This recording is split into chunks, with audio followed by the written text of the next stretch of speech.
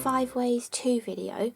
This one is showing you 5 ways to use multiple apertures of die cuts on your cards, and this is actually going to be a feature that's in issue 50 of Die Cutting Essentials, so I'll make sure to link that magazine below so you can actually see all my step-by-step instructions of how I made these cards.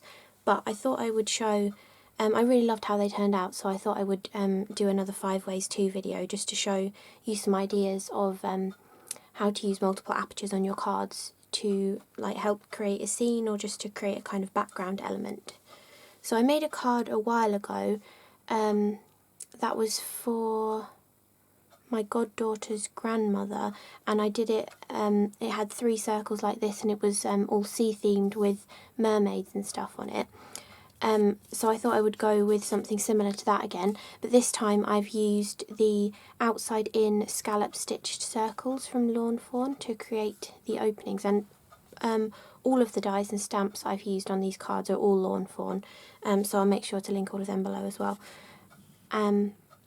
Yeah, and then so I used 2 of the different sizes, the 2 smallest ones, and I put the bigger one in the centre, and then I added the 2 smaller ones. You could make them all line up exactly in a row if you wanted to, but I thought because this is kind of like an underwater scene, it doesn't really matter that they're not in line with one another, because it kind of looks like bubbles floating up from under the sea.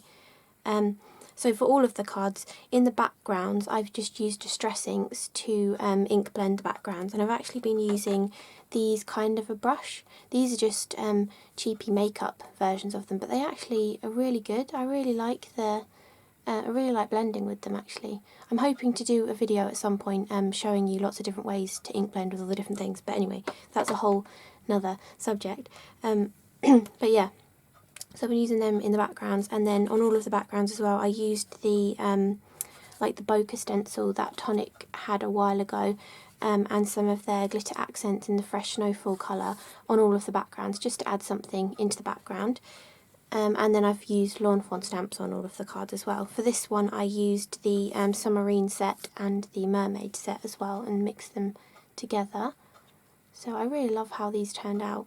And the main rectangles on 4 of the cards I've used is the outside in stitched rectangles from Lawn Fawn. I think it's a slightly smaller set because I think there's 2 sets of them. Yeah, so I've used that on them, and I've used my Copics to colour all of them in because they give a really nice bright and vibrant colour tone. So that's one way. Then again, using multiple circles, but using 3 different sizes on this one, and actually cutting them into the whole background panel rather than onto a strip to go on the background. And this one I used the roller coaster stamp set from Lawn Fawn as well, and the background's done in exactly the same way, and this is the same outside in scallop stitched circles as well. And when you cut those circles you also get that piece too, which is really nice for having like a stamp topper on your card. You can see that piece actually came out of there.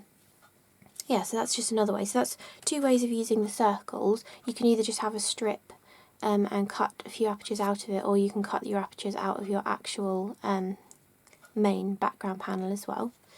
Then I did a bigger card using just a square that I'd cut down with my paper trimmer, and then all of these rectangles.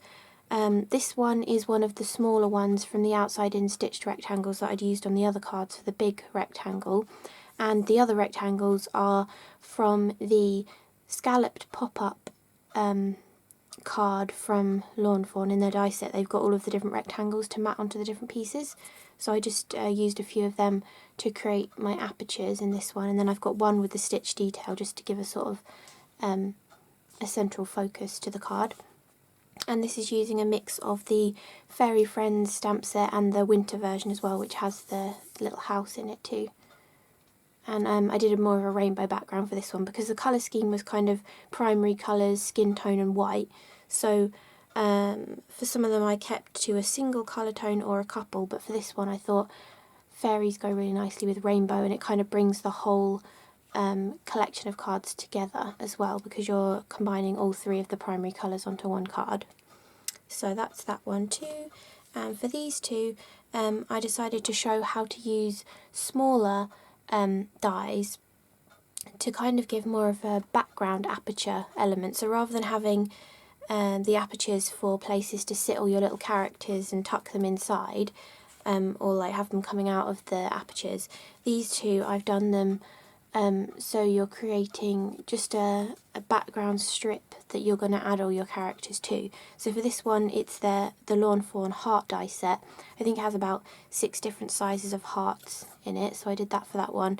And this one is a new die set that I bought. Well, it's not that new, but I bought it recently, and it's to create little flowers with a little flower pot, and it had 2 different size flowers in it, so I've used them for this. And I've also used English Mustard Nouveau crystal drops, just dotting them straight through to the back of the card, just to finish off the flowers as well. And then I added heart gems on that one to sort of fill in some of the empty space of the white hearts, I suppose.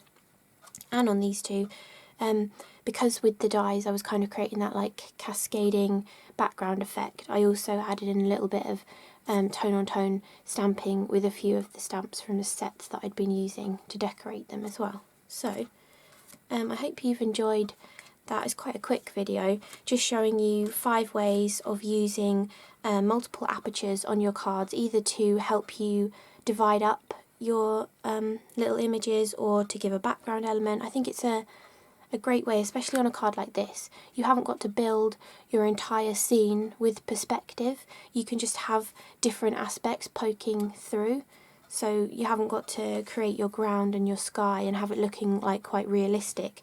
You can just go for, it's not really abstract, but just sort of a broken up look. But the whole idea of it, you know what you're seeing. You know that's a theme park, but it doesn't have to be properly like the grass area and the sky area, if that makes any sense. But anyway, so I hope you enjoyed the little video. Thank you for watching, and I hope to see you again soon. Bye!